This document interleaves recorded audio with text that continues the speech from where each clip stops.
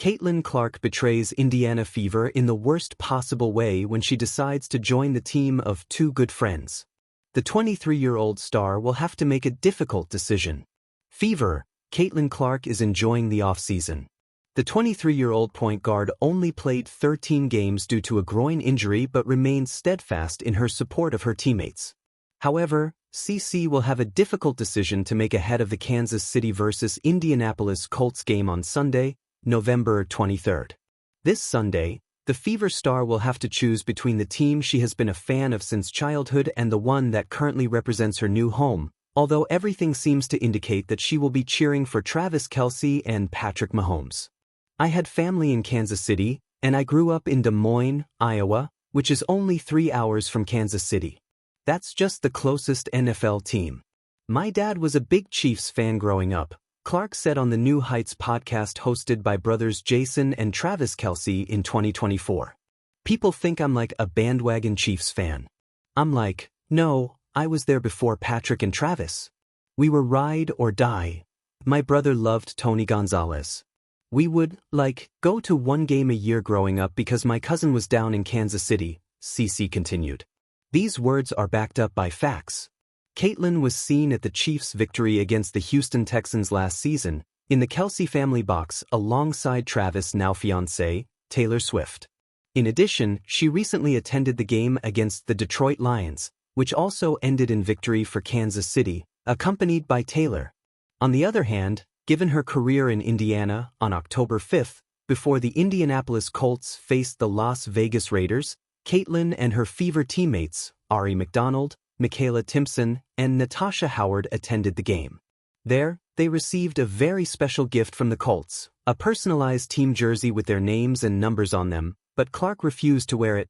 Clark averaged 16.5 points, 5.0 rebounds, 8.8 assists, and 1.6 steals before being forced to leave the court due to injuries to his quadriceps, ankle, and groin throughout the season. Meanwhile, the Chiefs, 5-5, will face the Colts, 8-2, on Sunday at 1 p.m. Eastern Time at Arrowhead Stadium in Week 12 of the 2025 NFL season.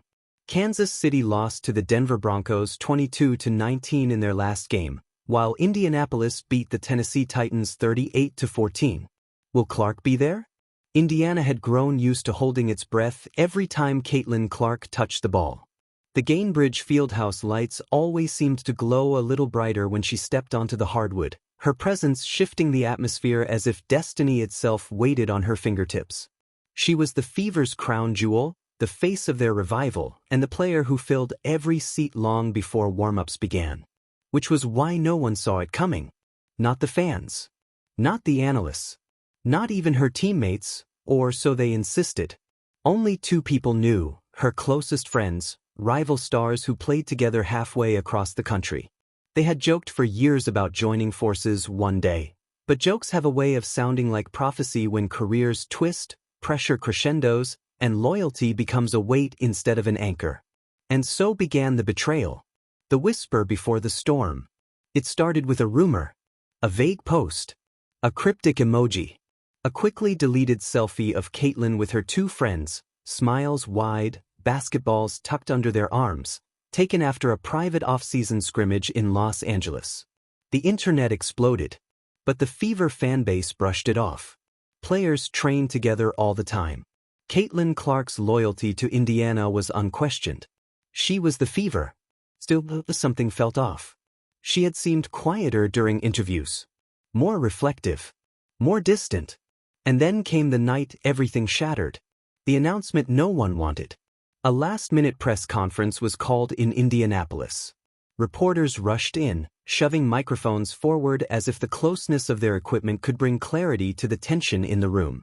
Caitlin stepped up to the podium wearing a navy blazer and an expression that was equal parts resolve and heartbreak. Her voice trembled only once, at the beginning. "First, I want to thank Indiana," she said. "The fans, the organization, my teammates, you gave me more than I ever imagined." The pause. A deep breath. "But after a lot of conversations, reflection, and prayer, I've decided to take my career in a new direction." Gasps slapped the room like a sudden storm. She continued, "I'm joining Another breath. The Phoenix Monarchs. The team of her two best friends, former college rivals turned off-season sisters. Indiana froze. Then fractured. Shockwaves across the league.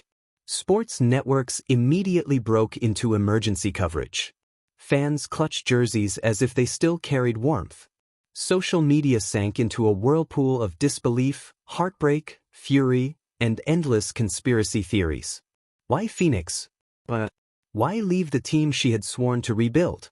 The answers came slowly. In an exclusive interview, Caitlin revealed she had felt boxed in Indiana, not by the city, but by expectation. Every mistake was magnified. Every game was a referendum. Every comment was dissected until nothing remained but noise. With Phoenix, she saw a chance to breathe again. A chance to play with people who knew her not as a superstar, but as a friend first. And privately, her two closest friends had told her, "Come build something with us. Not alone. Together." It was the kind of offer that hits the heart before the head. She said just, inside the Fever locker room. Her departure hit Indiana like a gut punch. Some teammates cried. Some raged. Some barely spoke at all. Aaliyah Boston, always the emotional anchor, released a calm but pointed statement. "We wish her the best, but we deserved a conversation." Kelsey Mitchell posted only a single broken heart emoji. Even Coach Sides looked like she had aged 10 years overnight. The franchise's star was gone. The season that had promised a leap forward suddenly felt like a free fall. The Fever scrambled to rebuild, publicly vowing resilience while privately questioning how to replace the irreplaceable. Phoenix, the rebirth. Meanwhile, Phoenix embraced her like she was royalty. Billboards went up within hours. Practices sold out. Merchandise sites crashed. Her two friends, fiery sharpshooter Jaya Rivers and defensive mastermind Leah Davenport, welcomed her with open arms, recording a goofy video of the three of them dancing in the locker room to a song only they seemed to know. The chemistry was instant. The energy was electric. The league hadn't seen a trio like this in years. And Caitlin? She was smiling again, not the polished media smile, but the unfiltered, wide-eyed one she hadn't shown since her college days.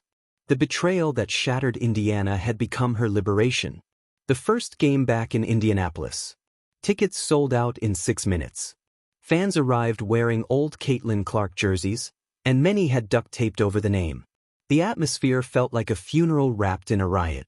When she ran onto the court with her new Phoenix teammates, the arena erupted into a mix of deafening boos, scattered cheers, and stunned silence.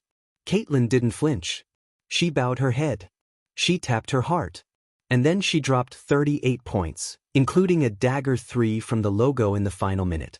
Her two best friends flanked her on each side as the buzzer sounded, hugging her while the arena rained down noise that no longer seemed to touch her.